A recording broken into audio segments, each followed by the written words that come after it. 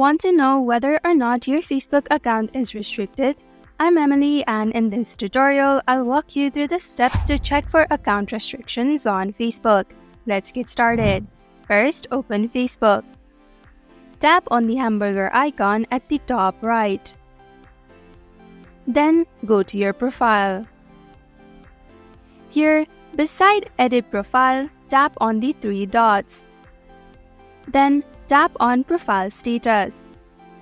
If it shows green check under your profile picture like mine, then there's no problem with your account. Furthermore, you can go to the person icon at the top right.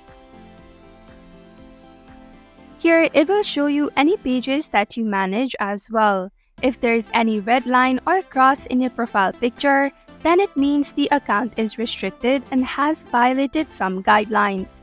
If you have any restricted account, tap on it. Then it will give you more information on what you can do. And that is how you check for account restrictions on Facebook. Thank you for watching Online Help Guide. Hope this video was helpful. If it was, then hit the like button and comment down if you have any questions or feedback. Also, if you're new to our channel, subscribe and hit the bell icon so that you don't miss our upcoming videos.